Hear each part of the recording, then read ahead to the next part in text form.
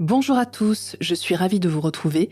Je suis Aurélie Godefroy, journaliste et écrivaine, et j'ai l'immense plaisir d'animer ce podcast consacré à un processus qui nous concerne tous, à chaque moment de notre vie et de manière plus ou moins prononcée, celui de la transformation.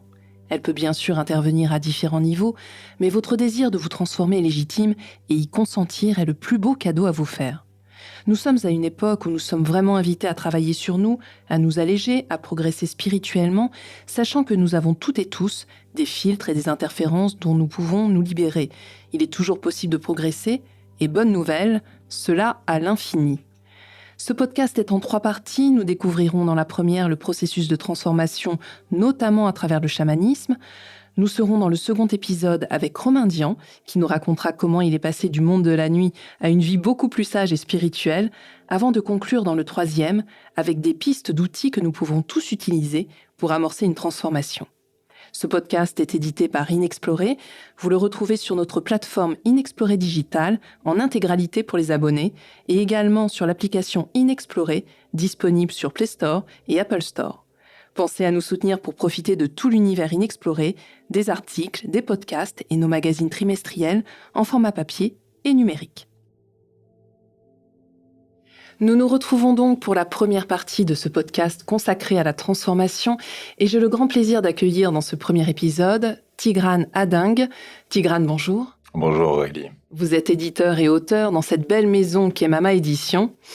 Vous êtes visité dès votre enfance par des expériences extraordinaires, rêves lucides, extase spontanée et clairaudience peuplent vos plus jeunes années.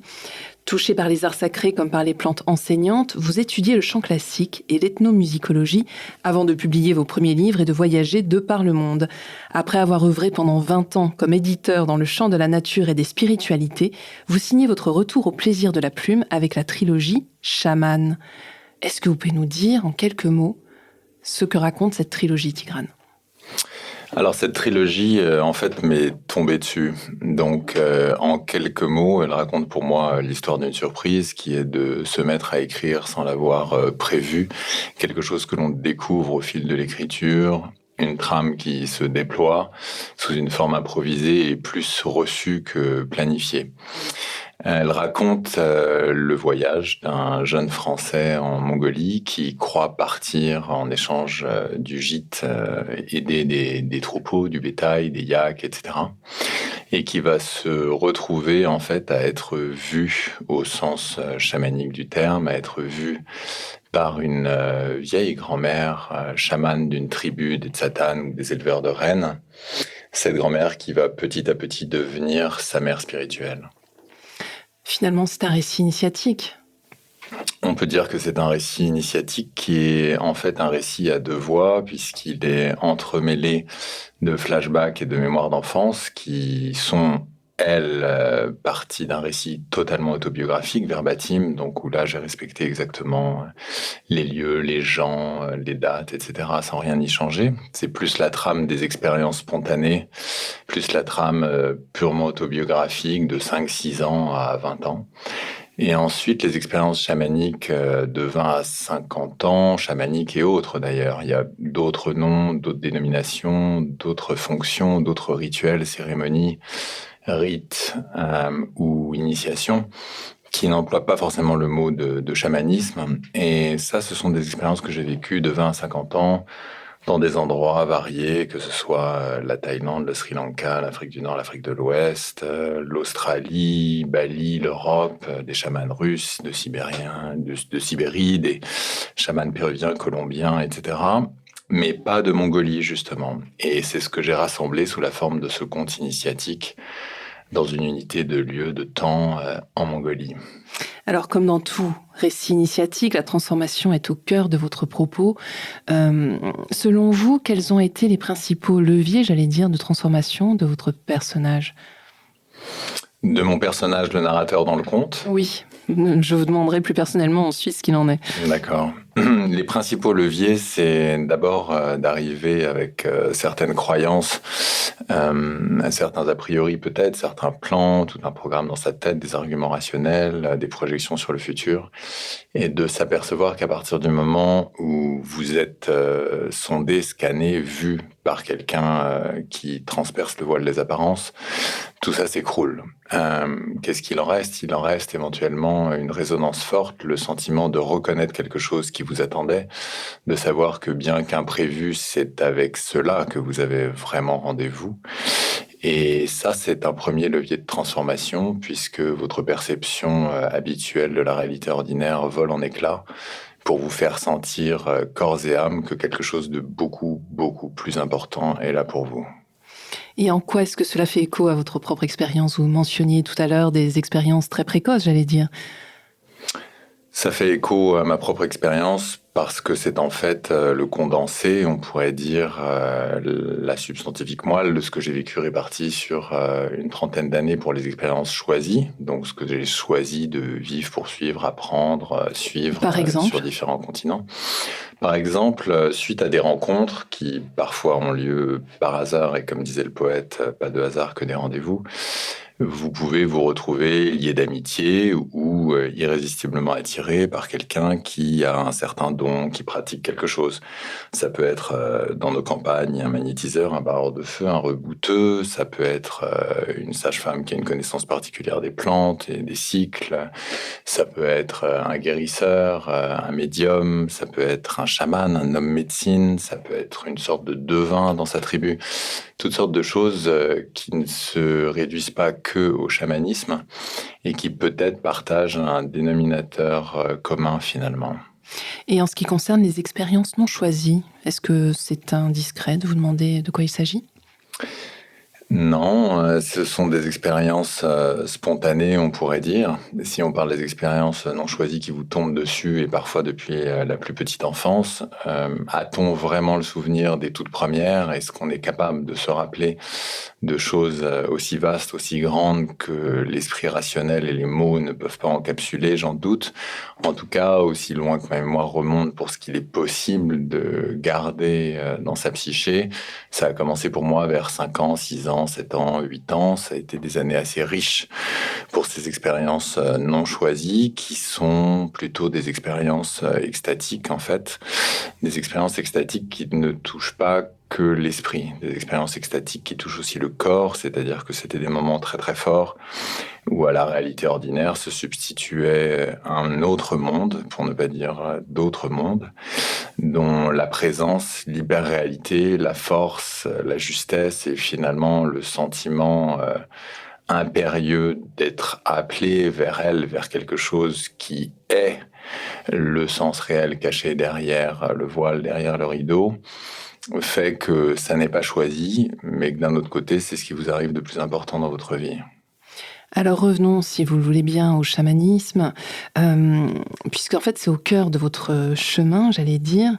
En quoi le chamanisme peut-il nous aider, mais aussi en quoi faut-il vraiment faire preuve de discernement concernant le chamanisme? Le chamanisme, comme d'autres techniques, dons, pratiques, etc., est source de changement et se transforme lui-même. Ça n'est pas quelque chose que l'on peut cerner, que l'on peut contrôler autant qu'on aimerait parfois le croire aujourd'hui. Quand on imagine qu'en quelques heures, quelques jours, on peut s'initier à ceci et à cela et le faire de façon complètement responsable et assurée, c'est plus complexe. Comme la plupart des pouvoirs, comme la plupart des forts potentiels, il y a un côté qui peut être double dans le chamanisme.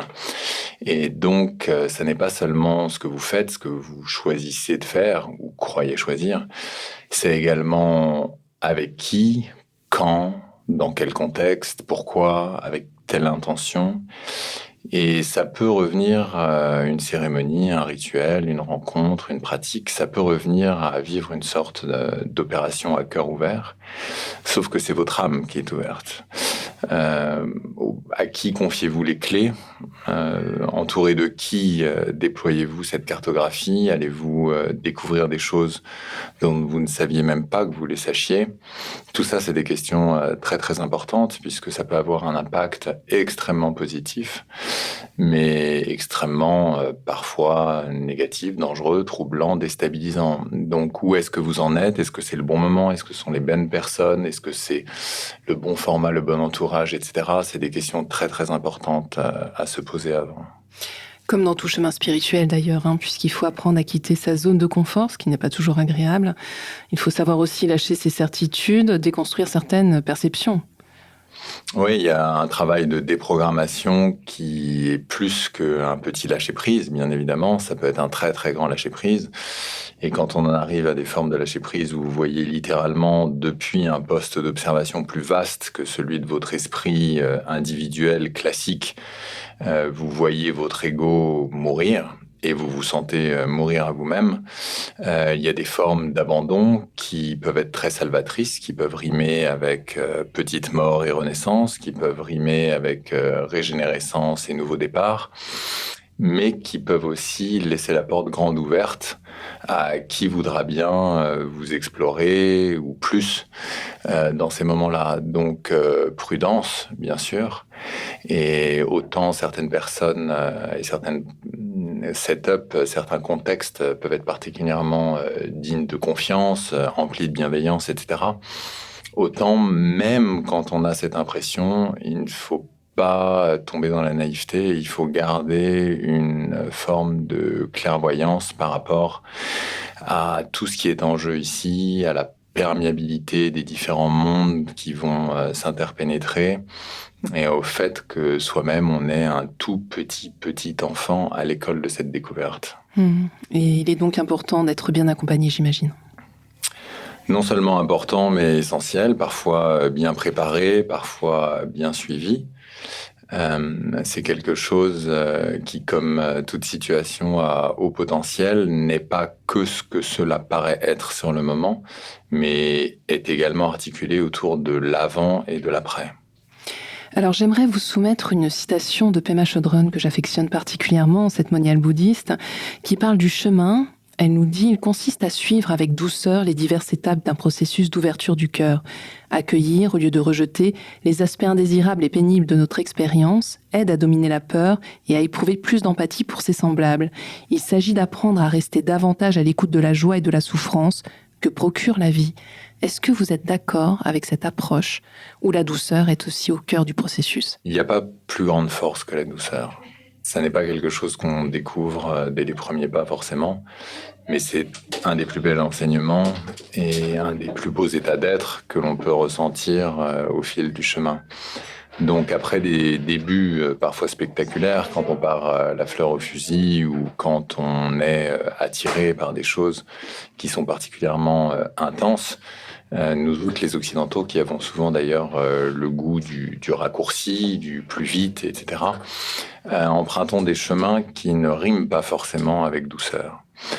Donc certes, pour quelqu'un qui a la tête dure et qui a besoin d'apporter une brèche nécessaire dans quelque chose qui résiste, on peut comprendre qu'une certaine force qui rime pas forcément avec douceur, qu'une certaine, entre guillemets, violence puisse finalement s'avérer salvatrice, de même que ça n'est pas une toute petite vaguelette qui va vous porter là où vous devez aller, mais qu'il faut une vague d'une plus grande amplitude, qui a sa propre puissance, une vague que vous ne contrôlez pas, que vous ne pouvez pas enjamber, que vous allez pouvoir tenter de surfer, voire dans certains cas un véritable tsunami, où là vous n'allez rien du tout essayer de faire, vous ne pouvez que vous y abandonner. C'est une voie, mais ça n'est pas la seule, Dieu merci, et la douceur que vous évoquez à travers les mots choisis de cette moniale, la douceur finit par rimer davantage peut-être avec sagesse, avec bienveillance, avec le soin extrême que l'on doit apporter non seulement à son âme, mais même à son corps au fil de ces épreuves qui peuvent être extrêmement éprouvantes. Alors je le disais en vous présentant, vous n'êtes pas qu'auteur, vous êtes aussi éditeur depuis plus de 20 ans, des ouvrages notamment spirituels. Est-ce que, selon vous, il y a des étapes, entre guillemets, obligatoires, des passages obligés lors de ce processus de transformation sur le chemin spirituel ? Des étapes obligées qui peuvent varier suivant les individus. Pas forcément agréable, encore une fois. Des étapes obligées qui peuvent varier suivant les individus, oui. Maintenant, qu'il y ait une seule réponse qui convienne ou qui s'applique à tous, je ne crois pas. Il y a toutes sortes de cas de figure. Des gens qui sont bien sûr naturellement prédisposés et pour lesquels les choses se passent assez facilement, qui vont peut-être attirer d'ailleurs plus de douceur à eux-mêmes que d'autres. D'autres qui vont avoir besoin parfois de douche froide, voire d'électrochocs, pour sortir de certaines habitudes, pour déprogrammer certains conditionnements. Donc, il y a tout un panel d'étapes obligées qui n'est pas forcément le même, suivant même pour une seule personne, où cette personne en est dans sa vie. Est-ce qu'elle en est au début? Est-ce qu'elle en est au milieu? Est-ce qu'elle a compris, appliqué? Est-ce qu'elle a compris des choses mais qu'elle n'arrive pas à intégrer? Tout ça va colorer ces étapes obligées dont vous parlez. Et oui, il y en a qui sont très éprouvantes. Le fait de mourir à soi-même, lâcher prise, voir son ego disparaître. Quand on vit une expérience dans le présent, on n'a plus du tout ce recul passé, présent, futur et cette linéarité qui vous permet de vous dire ok, là j'ai l'impression de mourir, mais je vais revenir dans mon corps puisque ça m'est déjà arrivé, donc tout va bien. C'est juste une petite mort et dans quelques heures, je serai de retour bien enraciné dans mon corps. Sauf que non, parce qu'une fois que vous plongez de l'autre côté du voile dans cet éternel présent, le passé ne vous sert plus à rien. Quand bien même vous auriez vécu 1 heure, 2 heures, 3 heures avant 3 petites morts successives, quand le tsunami revient, il n'y a que ça. Et vous le vivez de plein fouet, très intensément. Vous ne vivez que cela, en fait. Il n'y a plus le choix. Vous êtes dans l'ici et maintenant. Et donc, vous ne pouvez pas capitaliser sur ce qui vient de vous arriver et le relativiser. C'est une forme d'absolu, ce qui rejoint le fait que vous disiez, parfois éprouvante, d'ailleurs, dans ces étapes obligées. Mais c'est parce que c'est éprouvant que ça vous pousse plus loin dans vos retranchements et que, par exemple, couche après couche, vous retirez non seulement certaines résistances, mais certaines peurs, jusqu'à finalement être obligé de lâcher la plus grande d'entre elles, probablement pour la plupart des gens, celle de mourir. Alors pour terminer, est-ce que vous pourriez nous donner quelques conseils, en tout cas aux personnes qui nous écoutent, qui souhaitent s'engager dans une quête spirituelle et peut-être enclencher ce processus de transformation ? J'ai pas la prétention d'être un expert, en tout cas apte à délivrer des conseils pour tout un chacun, donc ce serait juste le reflet du conseil que moi je donnerais par exemple à mon propre fils ou à mes amis. Et en tout cas, insister sur la santé pas seulement physique, mais aussi la santé psychique. Si quelque chose commence à vous faire partir en vrille, si quelque chose vous charge le corps, si quelque chose vous parasite, c'est mauvais signe. Si quelque chose vous éclaire, vous allège, vous est agréable, pas forcément doux immédiatement, mais finalement dans ses conséquences, vous est bénéfique et nourricier, c'est plutôt bon signe. Si l'ego se calme, si vous êtes de plus en plus posé, si vous êtes de plus en plus ancré, si l'enracinement et le retour à la maison vous est agréable, si vous comprenez qu'il ne s'agit pas de rester la tête dans les étoiles ou de viser cette quête spirituelle comme un but à atteindre, mais que vous profitez du voyage, que vous prenez soin et que vous savourez chaque étape sur ce chemin, qui plus est que vous rentrez avec le sentiment que le plus important n'était pas forcément cette exploration, mais son intégration, le fait de l'incarner, le fait d'en retirer un bénéfice pas seulement pour vous et pour autrui, alors oui, vous pouvez peut-être espérer commencer un nouveau chapitre d'une nouvelle vie qui sera encore plus jolie que ceux que vous avez connus jusqu'à présent. Et finalement, en vous écoutant, on se dit qu'on n'est jamais arrivé au bout de toute façon de ce processus de transformation. Jamais arrivé au bout, d'autant plus qu'on parle ici de mondes qui ont un côté fractalien, poupée russe, multidimensionnel, et que parfois chaque nouveau pas dans cet inconnu semble lever le voile non plus sur une réalité invisible, mais plusieurs réalités invisibles. C'est là qu'est le vertige aussi, c'est là qu'est la richesse, c'est là qu'est l'infini, c'est là qu'est le multidimensionnel devant vos yeux vus. Et c'est d'autant plus important de revenir en soi, pour ses proches, et de ne pas être seulement un bon voyageur, mais d'être aussi un bon ami, un bon parent, etc., jusqu'à être de retour ici et maintenant. Merci infiniment, Tigrana Ding, d'avoir été avec nous aujourd'hui. Je rappelle le titre de votre trilogie, Chaman, et c'est chez Mama Édition, très belle maison d'édition, que vous dirigez en partie. Merci beaucoup. Merci Aurélie.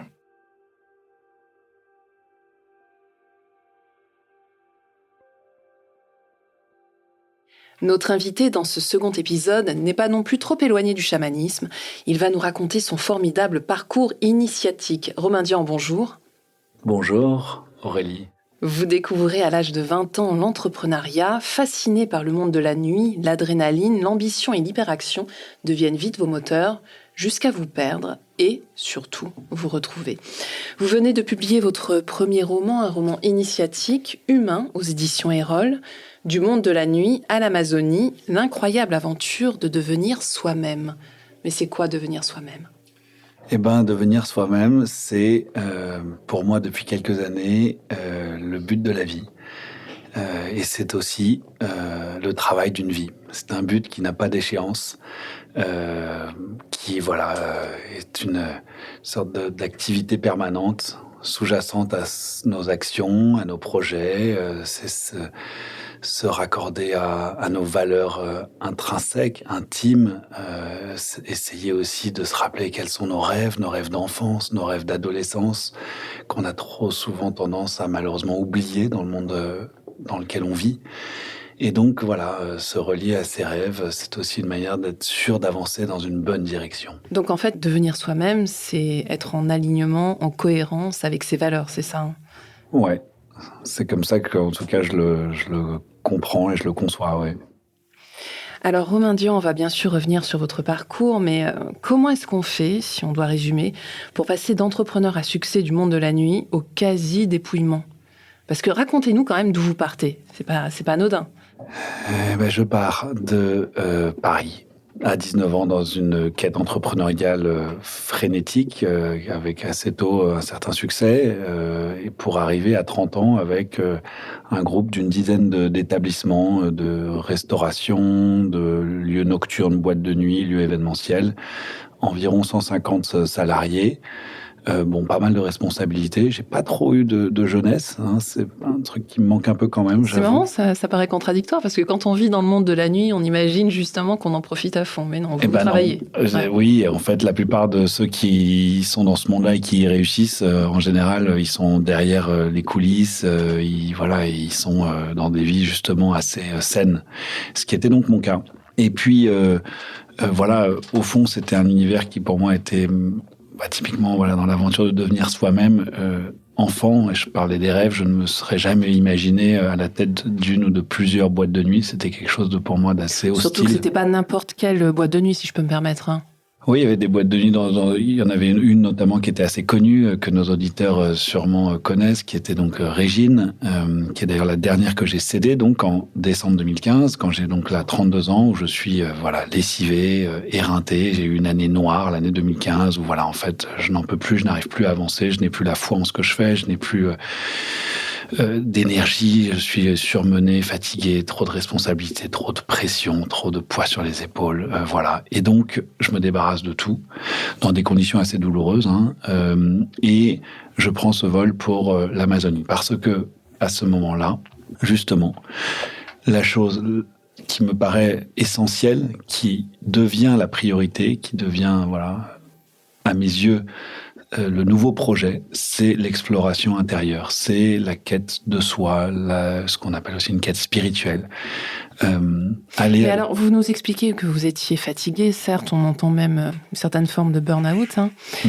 Est-ce qu'il y a eu néanmoins un élément déclencheur, un déclic qui a fait que, hop, vous avez pris ce fameux billet ? Il y a eu une intuition très très forte, très très profonde, que je ne saurais vraiment nommer, mais qui était comme une évidence. Et vraiment, je pourrais le terme évidence en majuscule, c'était vraiment très clair. C'est pas comme si j'avais hésité avec un autre endroit, un autre pays. Alors, allez savoir pourquoi, quelle force m'ont gouverné à ce moment-là. Je connaissais déjà un peu le Brésil, que j'aimais énormément, un pays vraiment qui à chaque fois me faisait me rassurer. Et donc là, je sentais que ce voyage devait être loin et profond. Et il y avait vraiment cet appel de la nature, de la forêt, je pourrais dire, de cette envie d'être proche des arbres, proche des éléments. Donc de tout ce que vous aviez connu jusqu'à présent.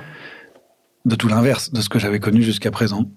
Qui est, oui, d'être éloigné des sous-sols alcoolisés, des rues de Paris, qui me faisaient horreur, du coup, à ce moment-là. Donc j'avais vraiment besoin de me nettoyer.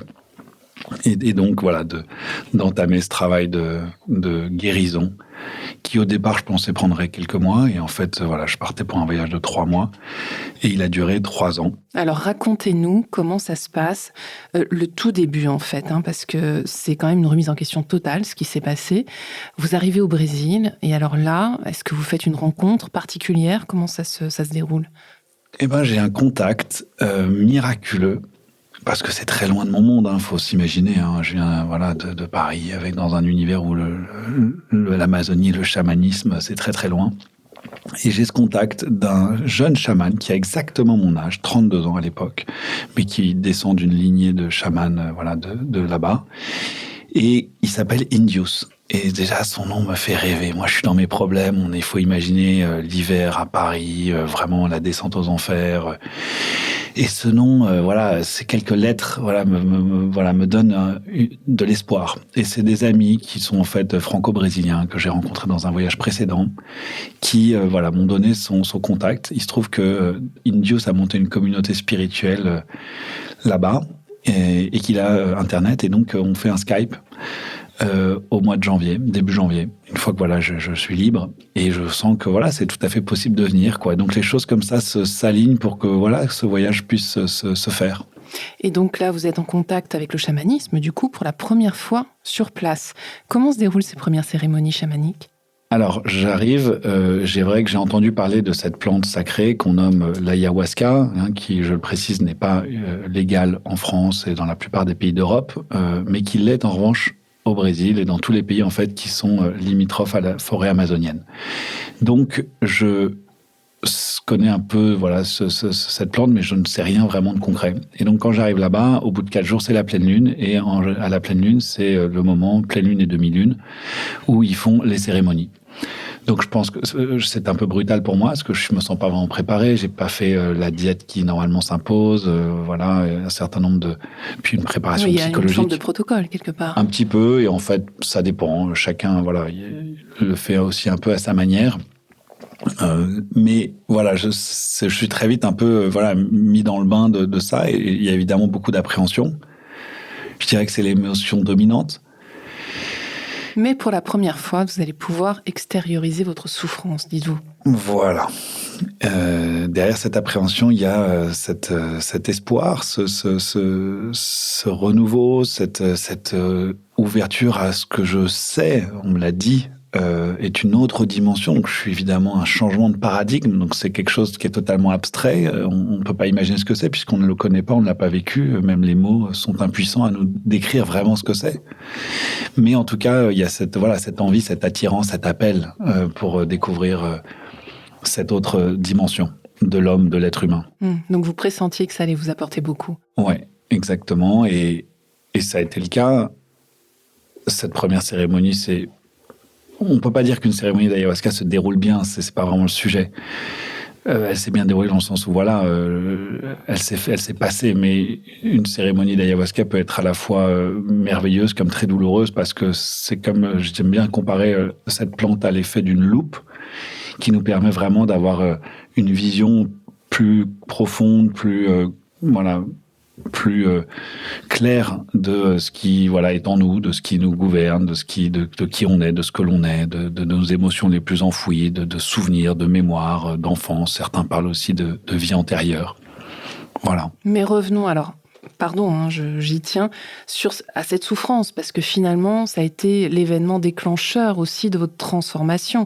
Quand vous dites que cette cérémonie a permis d'extérioriser votre souffrance, ça veut dire quoi? Vous êtes retrouvé face à votre ombre, donc, vos démons peut-être?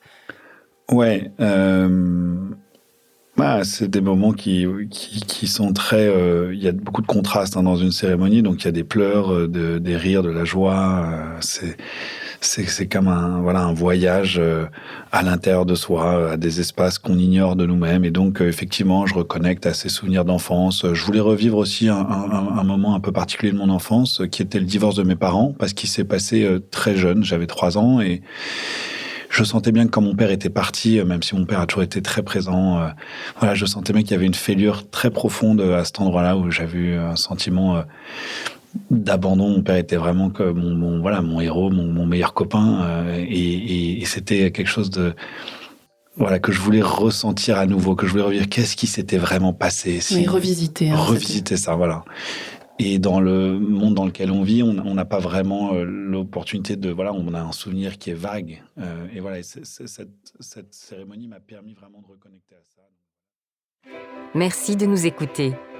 Nous espérons que cet extrait vous a plu et vous inspirera. Découvrez la suite de ce dossier audio dans les épisodes suivants, disponibles en intégralité pour nos abonnés sur Inexploré Digital. Et surtout, n'hésitez pas à partager autour de vous nos contenus. À bientôt.